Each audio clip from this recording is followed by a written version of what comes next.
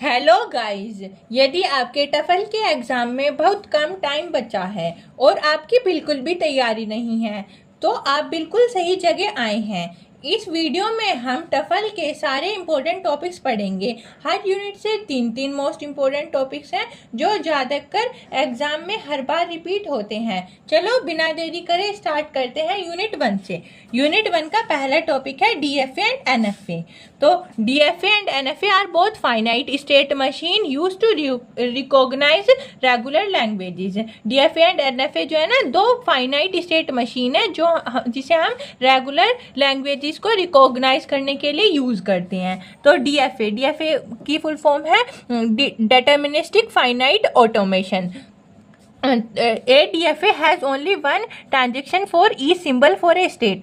DFA के अंदर जो है ना, एक ट्रांजेक्शन के लिए एक ही स्टेट का सिंबल होता है, E symbol. It does not allow epsilon transition. ये एप्सिलॉन ट्रांजेक्शन को अलाउ नहीं करता। For every input and state, हर एक इनपुट के लिए और स्टेट के लिए, there has only one unique next state. इसके लिए जो है ना, हर एक इनपुट और हर एक स्टेट के लिए ना एक अलग अलग यूनिक नेक्स्ट स्टेट होती है।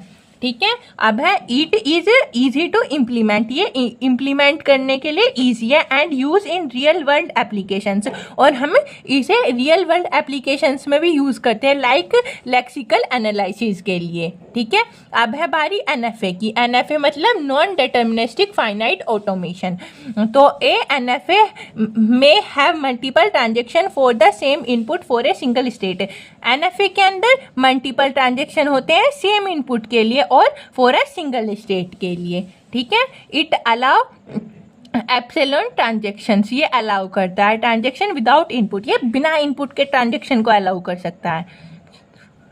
For an input and state, input के लिए और स्टेट के लिए, there can be many possible next state और नॉन। इसके अंदर ना एनएफए के इनपुट और स्टेट्स के लिए बहुत सारे मैनी पॉसिबल नेक्स्ट स्टेट्स होती हैं और कई सारी। ईजियर टू डिज़ाइन, ये डिज़ाइन करने में ईजियर है, but need to be converted to DFA for implementation. पर हमें जो है ना, इसमें एनएफए में ज़रूरत होती है कि हम पहले अपने उसको डीएफए में कन्वर्ट करेंगे और फिर बाद में इम्प्लीमेंट करेंगे। अब है डिफरेंस बिटवीन डीएफए और एनएफए में। तो ये इसके फीचर्स हो गए, ये डीएफए की हो गई, ये एनएफए की हो गई। तो पहले देखते हैं ट्रांजेक्शन्स की। वन पर इनपुट, इसमें एक इनपुट पर होता है। मल्टीपल पर इनपुट, इसमें हर एक इनपुट पे मल्टीपल ट्रांजेक्शन्स हो सकती हैं। इस पे एप्सिलॉन ट्रांजेक्शन नॉट अलाउ, इस पे नॉट अलाउ होती है, इस पे अलाउ होती है। इसमें यूनिकनेस क्या है? ओनली वन नेक्स्ट स्टेट, इस पे एक ही नेक्स्ट स्टेट होगी। और इस पे मल्टीपल और नॉन, एक भी नहीं हो सकती और मल्टीपल भी हो सकती है। कॉम्प्लेक्सिटी, मोर स्टेट होती है। सिंपल टू एग्जीक्यूट करने में सिंपल होती है। फ्यूअर स्टेट, इस पे कम स्टेट होती है। हार्ड टू इम्प्लीमेंट, ये इम्प्लीमेंट करने के लिए हार्ड होती है। ठीक है। अब है नोट है, ये both NFA and DNFA recognize the same class of language. जो हमारे एनएफए और डीएफए है ना, वो सेम क्लास को रिकॉग्नाइज करती हैं, जो है कि हमारी रेगुलर लैंग्वेजेस हैं। ठीक है।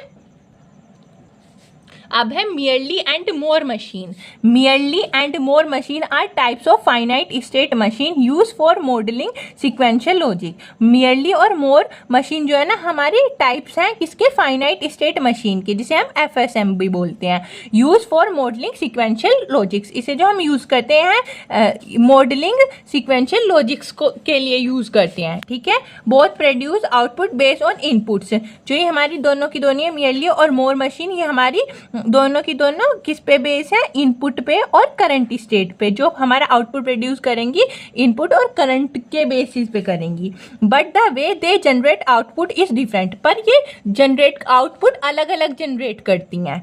तो आप पहले मोर मशीन का पढ़ लेते हैं। इन मोर मशीन के अंदर the output depend only the current state. इसमें जो है ना, हमारा आउटपुट जो डिपेंड होता है वो करंट स्टेट पे होता है। Each state has a fixed output, इसमें हर एक स्टेट का फिक्स्ड आउटपुट होता है। ठीक है। Output change only when the state change. Output कब चेंज होगा? जब हमारी उसकी स्टेट चेंज होगी। अब है फॉर्मूला डेफिनेशन। फॉर्मूला डेफिनेशन में क्या है, मोर मशीन इज अ 6 टपल्स, इसके अंदर हमारे 6 टपल्स होंगे। क्यों को हम बोलेंगे सेट ऑफ स्टेट, ये हो जाएगा हमारा alphabet set, output alphabet delta, और ये ट्रांजेक्शन फंक्शन जो इसका Q इंटू एप्सिलॉन इक्वल होएगा Q के, और लैम्डा हो जाएगा हमारा output function Q equals to delta, और Q नोट हो जाएगा हमारी इनिशियल स्टेट। अब है merely machine. In merely machine, the output depend on both the current state and the input symbol. जो इसमें merely machine में जो हमारा आउटपुट डिपेंड होता है हमारा करंट स्टेट और इनपुट सिंबल दोनों पे होता है, ठीक है। Output can change without changing the state, output को हम चेंज कर सकते हैं बिना अपनी स्टेट को चेंज करे, जस्ट बाय चेंजिंग इनपुट, बस चेंजिंग इनपुट को चेंज करके, ठीक है। अब है formula definition, merely means machine is a 6 tuples, इसके अंदर भी हमारे 6 टपल्स होते हैं, और बस यही है लैम्डा जो होता है हमारा एक तो आउटपुट फंक्शन हो जाएगा, एक ट्रांजेक्शन फंक्शन हो जाएगा, Q equal to delta Q हो जाएगा, और ये डेल हो जाएगा, ठीक है। अब है difference between more and merely, अब हमारे डिफरेंस है इनका मोर और मियरली के बीच का। तो इसके फीचर्स कौन से हैं, आउटपुट डिपेंड ऑन, जो आउटपुट डिपेंड तो इसमें पहला हमारा आउटपुट डिपेंड ऑन, इसमें ओनली करंट स्टेट पे होएगा, इसमें current state plus input symbol दोनों पे होगा, ठीक है। इसका output timing change at state change, जब हमारी स्टेट चेंज होएगी जब चेंज होएगा इसका आउटपुट टाइमिंग। इसमें many change any time, input change कभी भी चेंज हो सकता है जब हमारा इनपुट चेंज होगा। अब स्टेट रिक्वायर्ड्स, कौन कौन सी स्टेट रिक्वायर्ड्स होंगी, मोर स्टेट यूजुअली, इसमें ज़्यादा स्टेट, और फ्यूअर स्टेट नीडेड, इसमें कम स्टेट की जरूरत होगी हमें। अब है यूनिट 1 का third topic, minimisation of DFA, ठीक है। अब minimisation of DFA is a process of reducing the number of state in a DFA without changing the language it accept. Minimisation of DFA जो है ना हमारे एक प्रोसेस है जो रिड्यूस करेगा हमारे नंबर ऑफ स्टेट को किसके अंदर, डीएफए के अंदर, विदाउट चेंजिंग द लैंग्वेज, बिना उसकी लैंग्वेज को चेंज करे, और वो उसे एक्सेप्ट भी कर लेगी।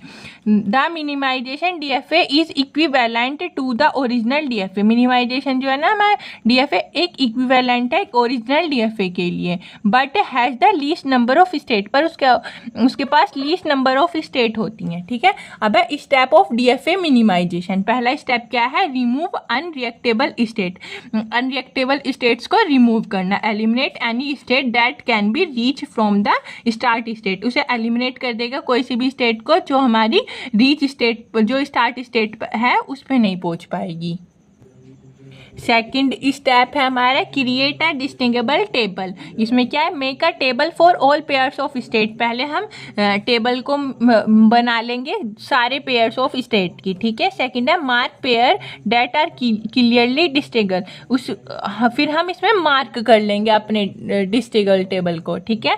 अब है थर्ड वाला step, apply table filling algorithm, फिर जो हमने टेबल अप्लाई करा है ना उसके ऊपर फिलिंग एल्गोरिथम को अप्लाई कर देंगे अपने टेबल के ऊपर। तो इसमें पहले क्या है, iteratively mark order distinguishable pair based on transition, mark कर लेंगे पहले इफ पी कोमा क्यू, जो हमारा इसके पी डैश क्यू डैश के इक्वल हो जाएगा, and P dash Q dash is mark, तो हमारा P dash Q dash mark हो जाएगा, then P comma Q is also mark, P और क्यू भी हमारा मार्क हो जाएगा, ठीक है। अब है क्वेश्चन नंबर फोर्थ वाला स्टेप है मार्च इक्विवेलेंट स्टेट, इसमें क्या है, the unmark pair are equivalent, जो हमारे अनमार्क पेयर है ना वो इक्विवेलेंट एंड कैन बी मर्ज, और वो मर्ज हो जाएंगे।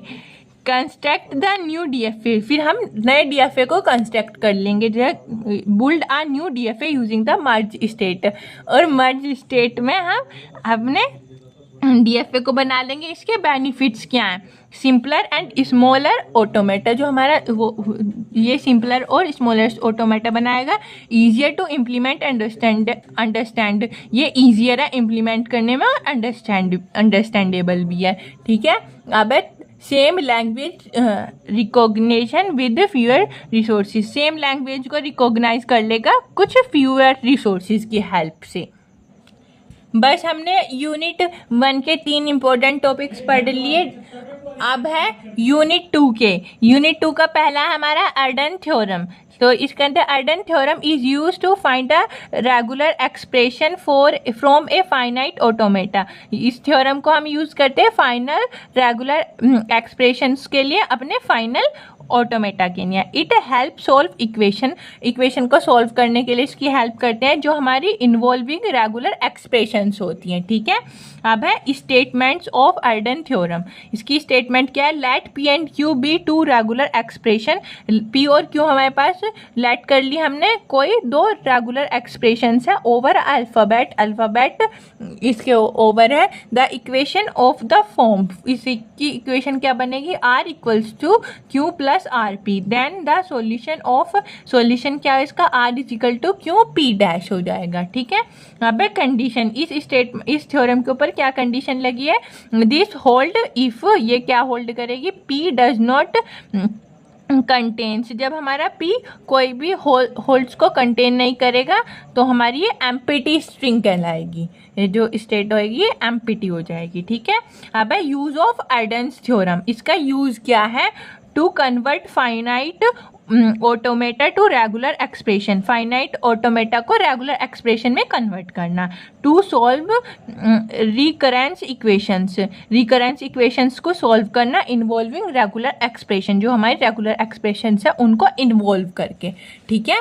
अब है एग्जाम्पल। गिव अ सिंबल दे दिया हमें, क्या है? R equals to small a R plus B. Here Q equals to B के इक्वल हो जाएगा and P equals to A के इक्वल हो जाएगा। बाय अर्डन्स थ्योरम्स इसके R equals to B A R dash हो जाएगा। सो द रेगुलर एक्सप्रेशन, जो हमारी रेगुलर एक्सप्रेशन क्या बन जाएगी? वो B A R A dash बन जाएगी, ठीक है। क्यू की जगह हम बी को रख देंगे और पी की जगह हम ए को रख देंगे और फिर हम इसे सॉल्व कर लेंगे अपने को, जो हमने ये यहाँ दिखाया था ना इसमें ऊपर क्यू पी डैश, और तो इसकी जगह हमने क्यू की जगह ए बी को रख दिया और पी की जगह ए को रख दिया। अब हम यूनिट 2 का सेकंड वाला टॉपिक देखेंगे, डिसाइडेबल डिसीजन प्रॉपर्टीज। तो ये क्या है? Decidable decision properties deal with whether certain questions. यो हमारा डिसाइडेबल डिसीजन प्रॉपर्टीज कुछ सर्टेन क्वेश्चंस पे डील करता है अबाउट ऑटोमेटा एंड लैंग्वेजेस, जो लैंग्वेज और ऑटोमेटा के रिगार्डिंग है। Can be answered using an algorithm, और जो हमारे क्वेश्चन अराइज होते हैं उनका आंसर करता है यूजिंग एल्गोरिथम, ठीक है।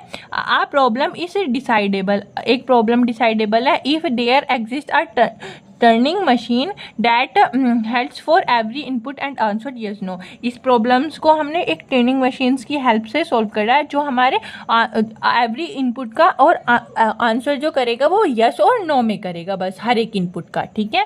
अब है इसमें इंपॉर्टेंट डिसाइडेबल प्रॉपर्टीज़, कुछ डिसाइडेबल प्रॉपर्टीज़ है, ये हमारी प्रॉपर्टीज़ हैं, ये हमारी डिस्क्रिप्शन है और डिसाइडेबल है, डिसीजन है ये हमारे, ठीक है। पहला है एम्प्टीनेस। एम्प्टीनेस में क्या डिस्क्रिप्शन है? इज द लैंग्वेज एम्प्टी, क्या हमारी लैंग्वेज एम्प्टी है? Yes. Fitness, if the language finite, तो हमारी जो लैंग्वेज है वो फाइनाइट है, तो हमारी लैंग्वेज जो एक डिसाइडेबल है वो भी फाइनाइट है। मेंबरशिप में क्या बताएगा? Does a string belong to the language, क्या हमारी स्ट्रिंग लैंग्वेज को बिलोंग करेगी? तो भी वो यस है। इक्विवेलेंट, इसमें DFA, do two DFAs accept the same language, जो हमारे दो डीएफए होंगे ना वो एक्सेप्ट करेंगे सेम लैंग्वेज को। A subset of DFA, DFA का सबसेट मतलब कि if one DFA language a subset of another, जो एक डीएफए की लैंग्वेज है ना वो सबसेट होगी दूसरे डीएफए की लैंग्वेज भी, ठीक है। अब हमारा यूनिट 2 का थर्ड वाला, अब है थर्ड टॉपिक यूनिट 2 का Keynes theorem. Keynes theorem states that a language is regular and only if it can be accepted by a finite automaton. Keynes theorem क्या स्टेट करती है? ये बताती है लैंग्वेज, जो हमारी लैंग्वेज है वो रेगुलर होगी कब? जब हमारी जो डाटा हम एक्सेप्ट कर देंगे वो हमारा फाइनाइट ऑटोमेशन में होगा, ठीक है। This theorem connect regular expression and finite automation. ये जो थ्योरम है कनेक्ट रहती है किससे? रेगुलर एक्सप्रेशन और फाइनाइट ऑटोमेशन से, ठीक है। इट हैज़ 2 पार्ट्स, इसके 2 पार्ट हैं। फर्स्ट पार्ट है every language expression has a finite automata. हर एक लैंग्वेज एक्सप्रेशन का एक फाइनाइट ऑटोमेशन होगा। Any language decided using a regular expression. हर एक लैंग्वेज जो हमारी कोई भी लैंग्वेज जो हमारी डिसाइडेबल होएगी किससे, रेगुलर एक्सप्रेशन से होएगी। Using regular expression can be accept bye a finite automation. हमारे फाइनाइट ऑटोमेशन को जो एक्सेप्ट करेगी वो रेगुलर एक्सप्रेशन। ठीक है, अब है part 2 every finite automation has a regular expression.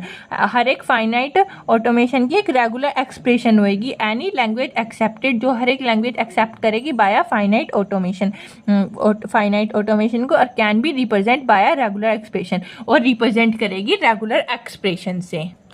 अब हम इसकी इम्पोर्टेंस देख लेते हैं। Kleene's theorem proves that regular expression and finite automata define the same class of language called regular language. जो हमारी केन्स थ्योरम प्रोवाइड करेगी, हमें प्रूव्स करेगी रेगुलर एक्सप्रेशंस को एंड फाइनाइट ऑटोमेशन को डिफाइन करेगी सेम क्लास ऑफ लैंग्वेज में, उसे हम क्या बोलेंगे, रेगुलर लैंग्वेज बोलेंगे। ठीक है, अब सेकेंड है it provide a basis for converting between finite automata and regular expression. जो हम ये हमें प्रोवाइड करेगी एक बेसिस ऑफ कन्वर्टिंग, जो हमारे कौन कौन सी लैंग्वेज के बीच में रहेगा, एक्सप्रेशन के, फाइनाइट ऑटोमेटा के और रेगुलर एक्सप्रेशन के बीच में रहेगा। ठीक है, अब ये हमारे यूनिट 2 का थर्ड वाला टॉपिक था। अब हम यूनिट 3 का पहला टॉपिक देखेंगे। ठीक है, पहला टॉपिक है कोमेस्की हायरार्की। तो देखते हैं, Chomsky hierarchy is a classification of formal languages into a 4 types based on their complexity and the machine that accept them. ये कोमेस्की हायरार्की क्लासीफाई है हमारी क्लासिफिकेशन ऑफ 4 लैंग्वेज। 4 लैंग्वेज का क्लासिफिकेशन है जो हमारी इस पे बेस है complexity and machines that accept them. जो उन्हें उनकी जो कॉम्प्लेक्सिटी और मशीन को उसको जो मशीन एक्सेप्ट करती है। ये इंट्रोड्यूस कब हुई थी, नॉम चॉम्स्की ने करी थी 1956 में। ठीक है, इसके हम 4 लेवल्स देखते हैं, टाइप 0, 1, 2, 3।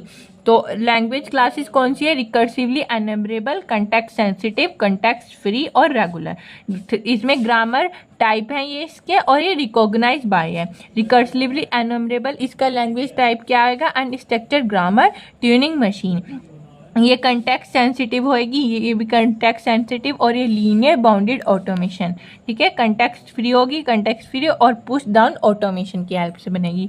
रेगुलर होएगी, ये भी रेगुलर, और ये फाइनाइट ऑटोमेशन पे काम करेगी। ठीक है, अब है ये समरी फॉर 4 जो ये रूल्स है इनकी समरी है। टाइप 0, 1, 2, 3। जो टाइप 0 है वो मोस्ट पावरफुल है, नॉन रेस्ट्रिक्शन है, और ऑन ग्रामर, जो ग्रामर पे है वो नॉन रेस्ट्रिक्शन है। ठीक है, अब है प्रोडक्शन। इसका प्रोडक्शन क्या है, अल्फा ए बीटा जो हमारी इक्वल है ए गामा बीटा के इक्वल होएगी। Length of left hand side equal होएगी ग्रेटर देन और length of right hand side. ठीक है, इसमें अल्फा बीटा हो गया, इसमें बीटा गामा हो गया, इसमें कैपिटल ए, इसमें स्मॉल ए है। ठीक है, single non terminal on left hand side जो हमारा इक्वल जो है लेफ्ट हैंड साइड वो हो जाएगा हमारा ए, और राइट हैंड साइड में हमारा अल्फा ही हो जाएगा। रेगुलर ग्रामर जो है इसके अंदर ए इक्वल्स टू ए बी, और ए जो है हमारा बी के इक्वल हो जाएगा। ठीक है, अब है इम्पोर्टेंस उसकी। इट पहली इम्पोर्टेंस क्या है, it helps to understand the power of different grammars and machines. जो ये हमें हेल्प करेगा अंडरस्टैंड करने में अलग अलग तरीके के ग्रामर और पावर्स मशीन है ना, उनकी पावर्स को अंडरस्टैंड करने में। ठीक है, useful in compiler design, compiler designing में ये यूजफुल होएगा, लैंग्वेज प्रोसेसिंग के लिए एंड ऑटोमेशन थ्योरी के लिए। अब है हमारा यूनिट 3 का क्वेश्चन, वो सेकेंड वाला टॉपिक, CNF एंड GNF। ये conversion of Chomsky normal form to Greibach's normal form. ठीक है, अब है CNF और GNF, ये हमारी 2 टाइप्स की नॉर्मल फॉर्म है, और हम इसे स्टैंडर्ड फॉर्मेट्स भी बोलते हैं फॉर कंटेक्स्ट फ्री ग्रामर्स, जो कंटेक्स्ट फ्री ग्रामर्स के लिए है। ठीक है, अब है CNF का रूल। ये क्या है, productions are of the form. जो इसका प्रोडक्शन है इसकी फॉर्म क्या है, A इक्वल्स टू BC के और A स्मॉल ए के, वेयर A B C जो हमारे वो वेरिएबल्स हो जाएंगे, और A जो है हमारा वो टर्मिनल हो जाएगा। ठीक है, अब है GNF का rule, production are of the form, इसकी form A equals to small a alpha. जो A है वो तो हमारा टर्मिनल हो ही जाएगा, और L जो है हमारा वो स्ट्रिंग ऑफ वेरिएबल्स हो जाएगा। ठीक है। अब है steps to convert CNF to GNF। CNF से GNF में जो हम कन्वर्ट करेंगे उसके कुछ स्टेप्स हैं। पहला स्टेप क्या है, remove left recursion. Left recursion को रिमूव करना, यानी कि हम A को रिमूव कर देंगे A अल्फा रूल से, ठीक है। ऑर्डर द वेरिएबल्स, वेरिएबल को ऑर्डर में करना, फिर सब्स्टिट्यूट वेरिएबल्स, फिर वेरिएबल्स को सब्स्टिट्यूट करना, ठीक है। एनिमरस right hand side stands with terminals. Right hand side के जो हमारे एनिमरस होंगे उसे टर्मिनल्स में स्टार्ट कर देंगे विद टर्मिनल्स की हेल्प से। जैसे एक एग्जांपल देखो, ये हो गया हमारा CNF। CNF में हमारा S है, S लेफ्ट हैंड साइड हो गया और राइट हैंड साइड हो गया हमारा AB, और AB स्मॉल A के इक्वल हो गया, कैपिटल B स्मॉल b के इक्वल हो गया। CNF S को हमने स्मॉल a b के कर दिया, क्योंकि देखो ये हमारा कैपिटल A के इक्वल हो गया तो हमने A कर दिया है, कैपिटल B के इक्वल हो जाएगा तो B इक्वल्स टू B हो जाएगा। तो हम इसे AB को यहाँ पुट कर देंगे तो ये S गायब हो जाएगा, यहाँ AB हो जाएगा। Here every rule start with a terminal symbol. यहाँ पे जो हर एक कोई सा भी रूल जो स्टार्ट होगा वो टर्मिनल सिंबल A और स्मॉल b से होगा। सो इट्स इन GNF, सो जो हमारा GNF के अंदर होएगा, ठीक है। अब है इम्पोर्टेंस GNF और उसकी। तो पहला हमारे GNF is use in parsing algorithm. GNF जो है हमारा यूज होता है पार्सिंग एल्गोरिथम्स में। It ensure every derivation step start with the terminal symbol. ये हमें एंश्योर करेगा जो हमारे वो डेरिवेशन स्टेप्स होंगे वो टर्मिनल सिंबल से स्टार्ट होंगे, ठीक है। Help in constructing top down Parsis, जो हमें हेल्प करेगा हमारे टॉप डाउन पार्सिस को कंस्ट्रक्ट करने में, ठीक है। अब है यूनिट 3 का थर्ड टॉपिक, डेरिवेशंस, ट्रीज और एम्बिग्यूटी, ठीक है। डेरिवेशन ट्रीज को हम पार्स ट्री भी बोलते हैं, ठीक है। A derivation tree is a tree representation of how a string is generated using a grammar. इसमें क्या है, हमारा डेरिवेशन ट्री हमें बताता है ट्री रिप्रेजेंटेशन कि हम हाउ कैसे एक स्ट्रिंग को जनरेट कर सकते हैं उसकी ग्रामर को यूज करके, ठीक है। It show the step by step expansion of a start symbol into terminals. ये हमें शो करेगा कि हम स्टेप बाय स्टेप एक्सपेंशंस को कैसे अपने स्टार्ट सिंबल से टर्मिनल सिंबल तक चला सकते हैं, उसको स्टेप बाय स्टेप हमें बताएगा, ठीक है। आप प्रॉपर्टीज देख लो इसकी। The root is a start symbol, जो रूट होगा ना वो हमारा एक स्टार्ट सिंबल होगा। द लीव्स आर टर्मिनल, जैसे कि हम एक ट्री को देख लें, इसमें 5 डेरिवेशन ट्रीज है, जो इसका जो रूट होएगा वो हमारा स्टार्ट सिंबल होएगा, जो इसकी लीव्स होएगी वो इसका टर्मिनल सिंबल होएगा। जैसे कि लाइक AB, ये जो हमारे टर्मिनल सिंबल्स होंगे। The internal node and non terminals, जो हमारे इंटरनल नोड होंगे अंदर के तो वो हमारे नॉन टर्मिनल्स होंगे, ठीक है। अब है ambiguity. A grammar is ambiguous if there exist a string. जो हमारी ग्रामर कब एम्बिजीनियस होगी, जब एग्जिस्ट करेगी स्ट्रिंग को, डेट कैन बी जनरेटेड, जो जनरेट करेगी in more than one parse tree, एक से ज़्यादा पार्स ट्री में, और more than one left most, और एक लेफ्ट और right most derivations, left most और राइट मोस्ट डेरिवेशंस में, ठीक है। अब है if one string has multiple derivation trees, जो हमारी एक स्ट्रिंग के पास एक से ज़्यादा डेरिवेशन ट्रीज होगी, देन द ग्रामर इज एम्बिजीनियस। तो हमारी ग्रामर क्या होगी, हमारी एम्बिजीनियस होगी। जो एक से ज़्यादा हमारे डेरिवेशन ट्रीज होंगे तो हमारी ग्रामर क्या हो जाएगी, एम्बिजीनियस।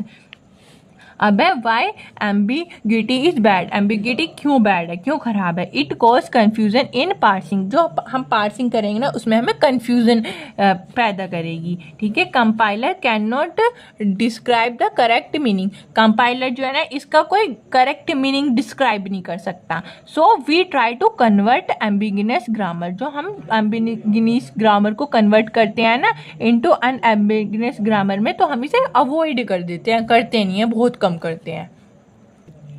अब है यूनिट 4 का पहला topic, PDA and NDPA। PDA मतलब कि पुश डाउन ऑटोमेटा, और NDPDA नॉन डिटर्मिनिस्टिक PDA, ठीक है। A push down automata is a type of computational model, ये हमारा एक कंप्यूटेशनल मोड है और machine model that is use to recognise context free languages, जो कंटेक्स्ट फ्री लैंग्वेजेस को रिकॉग्नाइज करता है, CFL को, ठीक है। It is similar to finite automation, ये फाइनाइट ऑटोमेशन के सिमिलर होता है, but when an added stack, जब हम इसमें कोई भी विद एन एडिड स्टैक, कुछ भी एडिड स्टैक को कर देते हैं, which gives it more powerful, वो मोर पावरफुल हो जाता है। ठीक है, डेफिनेशन ऑफ पीडीए, पीडीए की डेफिनेशन क्या आएगी? ए पीडीए इज अ 7 टपल्स, इसके अंदर 7 टपल्स होंगे, एम क्यू लैम्डा ये सब इसके सिंबल्स हो गए, ये इसके हो गए, जैसे कि set of states, input alphabet, stack alphabet, transaction function, initial state,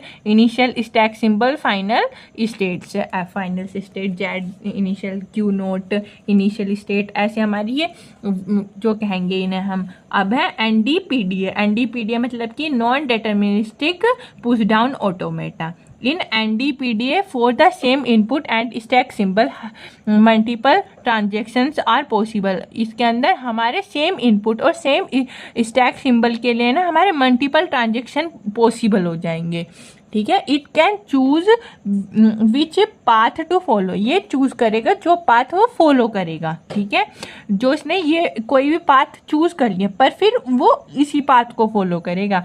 example देखो इसके, फॉर अ स्टेट, कोई भी स्टेट है, क्यों रीडिंग इनपुट, ये रीड कर रहा है ए को, एंड स्टैक टॉप जो है इसका वो जेड है, तो फिर हमारा एनडीपीडीए में go to Q1 to Q2 both are allow, जो Q1 है और Q2 दोनों पे जाएगा और जो कि हमारे दोनों वो अलाउ होंगे। ठीक है, अब है डिफरेंस बिटवीन पीडीए और एनडीपीडीए, इसमें ये हमारे फीचर्स होगी, transaction power, language recognise.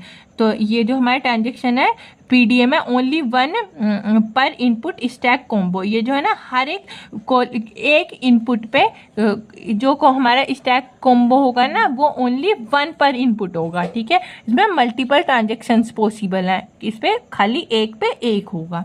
Power less powerful होएगा पीडीए, और एनपीडीए हमारा मोर पावरफुल होएगा। लैंग्वेज रिकॉग्नाइज, इसमें हमारा डिटर्मिनिस्टिक लैंग्वेज होएंगी, जैसे जोन सी हमारी कंटेक्स्ट फ्री लैंग्वेजेस होंगी, इसमें all context free languages recognise होंगे, बस इसमें कुछ डोमेस्टिक होंगी, डिटर्मिनिस्टिक होंगी। ठीक है, अब है इम्पोर्टेंस पीडीए और एनपीडीए की। ठीक है, useful for parsing and syntax checking, इसे हम पार्सिंग और सिंटैक्स चेकिंग के लिए यूज करते हैं। PDA is use to simulate programming language grammar, PDA को यूज करते हैं हम प्रोग्रामिंग लैंग्वेज ग्रामर को सिमुलेट करने के लिए। और NPDA is more powerful than PDA, और जो हमारा एनपीडीए जो है ना वो ज़्यादा पावरफुल होगा हमारे पीडीए से। ठीक है, अब है यूनिट 4 का second topic, PDA creation, push down automata creation. ठीक है, अब PDA creation means designing a push down automata, इसका डिजाइन करना पुश डाउन ऑटोमेटा को, ऑटोमेशन को, that accept a special context free language, जो हमारे एक्सेप्ट करेगा कुछ स्पेशल कंटेक्स्ट फ्री लैंग्वेजेस को, यूजिंग स्टैक बेसिस मेमोरी, जो अपनी स्टैक बेसिस मेमोरी को बनाने के लिए। We can construct a PDA in 2 veg, push down automation को हम 2 वेज से कंस्ट्रक्ट कर सकते हैं। जो पहला है हमारा बाय एम्प्टी स्टैक, और जिसे हम बोल सकते हैं स्टैक एम्प्टी मेथड। ठीक है, इसमें क्या करेगा, पीडीए एक्सेप्ट द इनपुट को एक्सेप्ट कर लेगा पहले, if the stack become empty, जब हमारा स्टैक एम्प्टी हो जाएगा, after processing the input string, फिर उसे प्रोसेसिंग मिला देगा। ठीक है, बाय फाइनल स्टेट या फिर final state method, PDA accept the input को एक्सेप्ट करेगा, इफ इट रीचेस, जब वो पहुंच जाएगा, जब फाइनली वो पहुंच जाएगा, एक्सेप्टिंग कर लेगा, accepting state regardless of a stack context, फिर उसे रिगार्ड कर लेगा। ठीक है, अब है step two create PDA, PDA को कैसे क्रिएट करेंगे, पुश डाउन ऑटोमेशन को। ठीक है, पहला आइडेंटिफाई द लैंग्वेज, पहले तो लैंग्वेज को आइडेंटिफाई करेंगे, फिर डिफाइन ट्रांजेक्शन को डिफाइन करेंगे, और क्रिएट 7 टपल्स पीडीए, फिर इसमें हम क्रिएट करेंगे, फिर बाद में आ जाएगा ड्रॉ ट्रांजेक्शन डायग्राम, फिर ट्रांजेक्शन डायग्राम को ड्रॉ कर देंगे। तो पहले देखते हैं आइडेंटिफाई द लैंग्वेज, इसके अंदर स्टेट में रीच हो जाएगा, यही कर रही है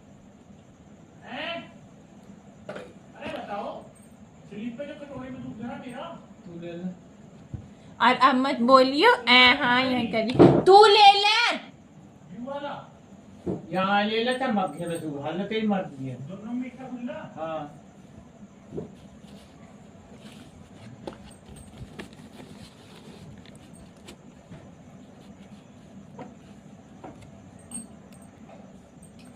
फिर हम क्रिएट कर लेंगे 7 टपल पीडीए जो हमारा M Q lambda R do not Q not Z F के इक्वल हो जाएंगे। और ड्रॉ ट्रांजेक्शन डायग्राम को ड्रॉ करेंगे, optional for exam but useful in understanding. Exam में हम इसे बना भी सकते हैं, ना भी बना सकते, पर हमारा ये यूजफुल है अंडरस्टैंड करने के लिए, ठीक है। अब है एग्जाम्पल डिज़ाइन PDF4 जो हमारा L इक्वल होएगा A की पावर n B की पावर n, और हमारा जो n होएगा वो ग्रेटर देन और इक्वल्स टू 0 होएगा, ठीक है। Push A into stack for every A read, जो हम A को डालेंगे स्टैक के अंदर तो हमारा हर एक A रीड होगा। Pop A for every B read, जो हम पॉप A को जो A को बाहर निकाल लेंगे तो हमारा B रीड होएगा। जब एक बाहर आएगा तभी तो दूसरा अंदर जाएगा। Accept if stack is empty at the end, और फिर बाद में जो हमारा स्टैक है वो एम्प्टी हो जाएगा, ठीक है। अब है इसकी एप्लीकेशन क्या है? PDA creation is used in Parsis syntax analysis and compiler designing for programming language. तो इसे हम कहाँ यूज़ करते हैं? पार्सिस में, सिंटैक्स एनालिसिस में, और कंपाइलर डिज़ाइन यूज़ करते हैं इसे प्रोग्रामिंग लैंग्वेज में, ठीक है। अब हमारा यूनिट 4 का थर्ड वाला question, 2 stack push down automation, जिसे हम 2PDA बोलते हैं, ठीक है। A 2 stack push down automation is an extended version of normal PDA. यो इस पीडीए का एक एक्सटेंडेड वर्जन है। दैट यूज टू 2 स्टैक्स, जो हमारे 2 स्टैक्स यूज करता है इंस्टेड ऑफ 1 की जगह 1 को हटा के 2 को यूज करता है। This makes it more powerful then a normal PDA, जिसकी वजह से इसे पीडीए से मोर पावरफुल बना देता है। इसकी डेफिनेशन क्या है? 2PDA is a non deterministic machine. जो 2PDA वो हमारा एक नॉन डिटर्मिनिस्टिक मशीन है with 2 stack for memory, 2 stack के लिए, अपनी मेमोरी के लिए। It is equivalent in power, ये पावर में इक्विवेलेंट है, और 2 आर ट्यूनिंग मशीन के अंदर, ठीक है। अब इसके कुछ कंपोनेंट्स है। A 2PDA can be represent as a 7 tuple, ये 7 टपल्स को रिप्रेजेंट करेगा। बस इसमें अंतर क्या होगा? सारों में तो हमारा R1 R2 वो पहले तो हमारा पीडीएम में खाली R था, अब इसमें R1 R2 2 हो जाएंगे, ठीक है। अब इसे बोलेंगे stack alphabet for stack 1 and stack 2 के लिए, बाकी सारे वो ही होंगे। अब वर्किंग क्या है? Input is read symbol by symbol, जो इनपुट को ना ये रीड करता है symbol by symbol. Stack 1 and stack 2 are use to store a machine symbol. Stack 1 और स्टैक 2 हमारा यूज करते हैं, जो हम इसमें यूज करते हैं इसे स्टोर करने के लिए मशीन सिंबल्स को। 2PDA can do multiple operations. 2PDA हमारे बहुत सारे मल्टीपल ऑपरेशंस को एक साथ कर लेते हैं इन अ पैरेलल में यूजिंग बोथ स्टैक्स, दोनों स्टैक आपस में मैनेज कर लेंगे कि पहले कौन से हो जाएगा फिर दूसरे कौन से हो जाएगा, ठीक है। Power of 2 stack PDA. A normal PDA can accept only context free language, जो नॉर्मल है वो हमारे कंटेक्स्ट फ्री लैंग्वेजेस को एक्सेप्ट करेगा, बट जो हमारा ये 2PDA can accept all recursively enumerable language, हर सारी रिकर्सिवली एनेबलेबल लैंग्वेजेस को एक्सेप्ट करेगा, just like a Turing machine की तरह।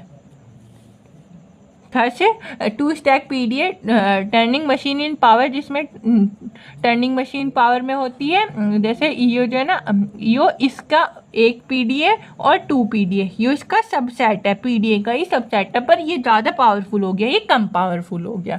अब है एप्लीकेशन, इसकी एप्लीकेशन क्या है?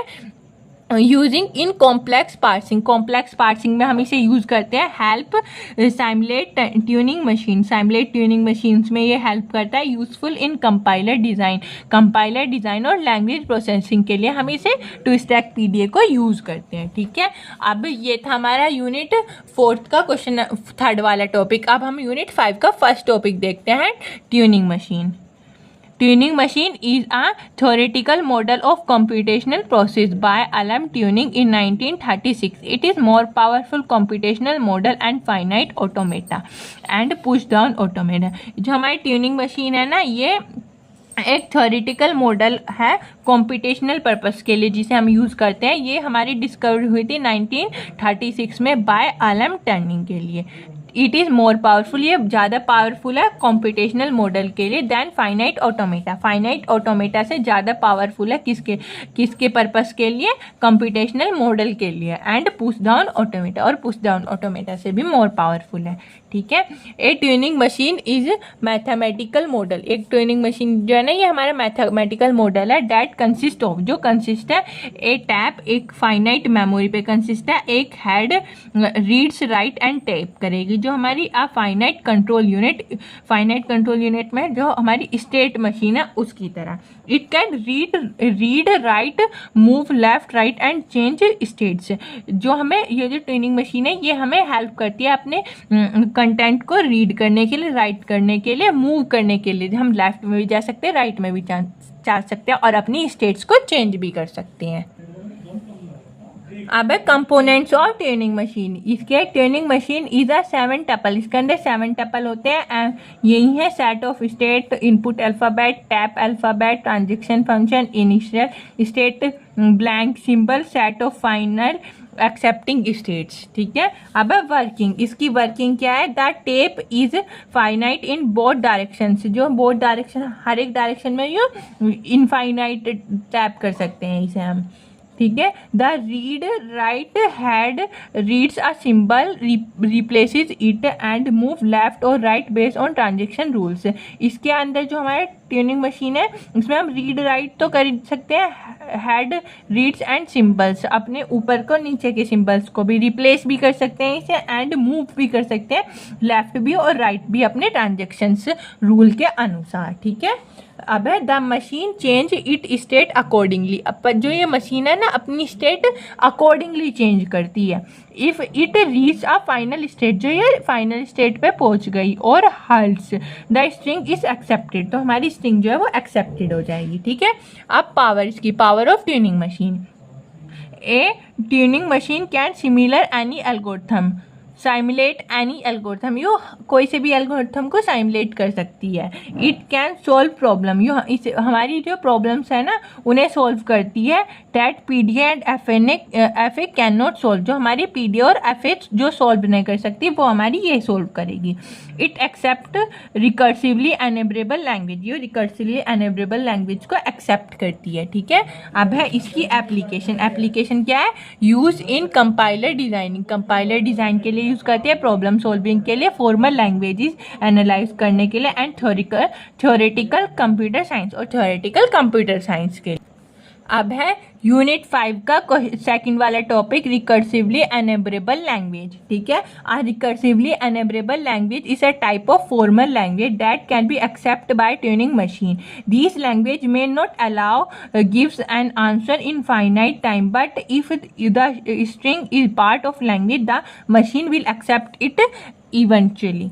जो हमारी रिकर्सिवली एनेबरेबल मशीन है इसे हम RLE बोलते हैं। ये हमारी एक फॉर्मल लैंग्वेज का टाइप है जो हमारी एक्सेप्ट करेगी किसके थ्रू? ट्यूनिंग मशीन के थ्रू हमारा जो डाटा होएगा। दिस लैंग्वेज में नॉट अलाउ, ये वैसी लैंग्वेज को अलाउ नहीं करती, बस give an answer in finite time, ये फाइनाइट टाइम में हमें आंसर प्रोवाइड करती है। But if the string is part of the language, पर जो हमारी स्ट्रिंग है हमारी लैंग्वेज का पार्ट होनी चाहिए। The machine will accept it eventually, तो हमारी मशीन हम उसे एक्सेप्ट कर लेगी। ठीक है। अब है डेफिनेशन। डेफिनेशन क्या है? A language L is recursively enumerable if there exist are Turing machine M. जो हमारी लैंग्वेज है रिकर्सिवली एनेबरेबल वो हमारी कब एग्जिस्ट करेगी अब हमारी ट्यूनिंग मशीन को? इफ़ W बिलोंग करेगा L को, जो हमारी लैंग्वेज को बिलोंग्स करेगी कब? जब हमारा M मशीन एक्सेप्ट करेगी हमारी रिकर्सिवली एनेबरेबल लैंग्वेज को इन अ फाइनाइट स्टेप में। और जब हमारी लैंग्वेज को ये नॉट बिलोंग करेगी तो इसमें में आइदर रिजेक्ट भी हो सकती है और रन फॉर एवर, फिर रन भी हो सकती है। These recognisable but not analyse decidable, ये रिकॉग्नाइजेबल तो है पर ऑलवेज डिसाइडेबल नहीं है। अब इसकी की प्रॉपर्टीज़ क्या है? Recursively enumerable language are also called Turing recognisable language, इसे ट्यूनिंग रिकॉग्नेबल लैंग्वेज भी बोलेंगे हम। All recursively decidable language are also recursively enumerable, जो हमारी रिकर्सिवली डिसाइडेबल लैंग्वेज है उन्हें हम रिकर्सिवली एनेबरेबल तो बोल सकते हैं, but not all recursively enumerable language are decidable, पर हम रिकर्सिवली एनेबरेबल लैंग्वेजेस को डिसाइडेबल नहीं बोल सकते, ठीक है। अब इम्पोर्टेंट पॉइंट क्या है, टर्निंग मशीन में नॉट हेल्प फॉर स्ट्रिंग, ये स्ट्रिंग के लिए हेल्प नहीं है, नॉट इन लैंग्वेजेस के लिए भी नहीं, but if the string belong, जो पर ये जब हमारी स्ट्रिंग को बिलोंग करेगी और लैंग्वेज को, तो Turing machine will definitely accept it, तो टर्निंग मशीन इसे एक्सेप्ट कर लेगी, ठीक है। अब एप्लीकेशन, एप्लीकेशन क्या है, use in compiler complex problem recognization, ये हम इसे यूज़ करते हैं कॉम्प्लेक्स प्रॉब्लम को रिकॉग्नाइज के लिए, use in AI programming verification and compiler design, AI के लिए यूज़ करते हैं हम प्रोग्राम वेरिफिकेशन के लिए और कंपाइलर डिज़ाइनिंग के लिए हम इसे यूज़ करते हैं। अब है यूनिट 5 का थर्ड क्वेश्चन और लास्ट टॉपिक, वो है यूनिवर्सल टर्निंग मशीन। जो हमारे यूनिवर्सल टर्निंग मशीन है, इसे हम यूटीएम भी बोलते हैं, जो हमारी एक स्पेशल काइंड है ट्यूनिंग मशीन का, बस ये सिमिलर तो है इसके, that can similar any other Turing machine और any input. It was propose by Alan Turing in 1936 and is a key concept of computer science. इसका जो कंप्यूटर साइंस है ना, कंप्यूटर साइंस के अंदर की कॉन्सेप्ट है। अब definition, a UTM is a machine that takes as input, जो हमारी यूटीएम है वो इनपुट को कैसे टेक करती है, तो पहले तो हमारा डिस्क्रिप्शन ले लेगी कोड को ऑफ अनदर ट्यूनिंग मशीन, पहले तो कोड को एक्सेप्ट करेगी, द इनपुट स्ट्रिंग, जो हमारी इनपुट स्ट्रिंग होगी उसे हम W for that machine, thus the UTM simulate the behaviour of M machine, और डब्ल्यू के फिर उसकी तरह ही सिमिलर बिहेव कर देगी, ठीक है। पहले तो ले लेगी कोड को पहचानेंगे और फिर बाद में सिमुलेट करेगी इसे, ठीक है। अब है की प्रॉपर्टीज़, की प्रॉपर्टीज़ क्या होंगी इसकी, UTM is a general purpose computer model, जो हमारी ये जनरल पर्पस के लिए यूज़ करते हैं हम इसे कंप्यूटेशनल मॉडल के लिए। It show the computation can be done on data and program both, ये जो हमारे कंप्यूटेशन को शो कब करेगी, कब पूरा करेगी, हमारे डाटा पे और हमारे प्रोग्राम्स पे, और दोनों पे भी, हमारे डाटा और हमारे प्रोग्राम्स पे दोनों पे भी शो कर सकती है।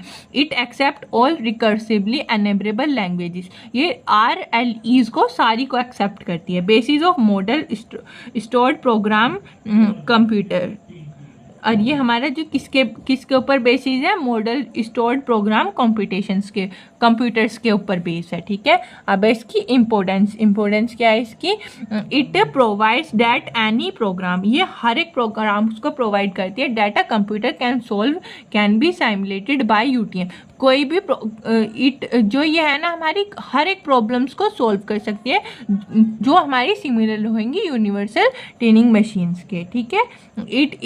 It is the function of all programming language and compilers, जो इसके अंदर जो फंक्शन होंगे ना वो सारी प्रोग्रामिंग लैंग्वेज और कंपाइलर के फंक्शन होंगे। अब है इसी का ही पॉइंट है रियल लाइफ एनालॉग, इसका रियल लाइफ में क्या वो महत्व है, जस्ट लाइक अ स्मार्टफोन की तरह कैन रन मल्टीपल ऐप, जैसे हम स्मार्टफोन में बहुत सारे मल्टीपल ऐप्स को चला सकते हैं, ईच ऐप इज़ लाइक का, जैसे हमारा इसमें मान लेते हैं हम बहुत सारे ऐप्स को चलाते हैं हम अपने मोबाइल फ़ोन में, स्मार्टफोन में, ऐसे ही इसके अंदर यूटीएम के अंदर जो ऐप्स है ना वो मान लो हमारे TM है, ट्रांजेक्शन ट्यूनिंग मशीन की तरह है। ए UTM can simulate by any TM given it's code and input, ये बस उसकी तरह ही सिमुलेट करेगी, ठीक है। अब है एप्लीकेशन, इसकी एप्लीकेशन क्या है, फर्स्ट है design of interpretation and compiler, interpreter और कंपाइलर को डिज़ाइन करना, सेकेंड है थ्योरी ऑफ प्रोग्रामेबिलिटी एंड AI, इनकी थ्योरी को करना, basis of non numerable architecture, इनके बेसिस को तैयार करना।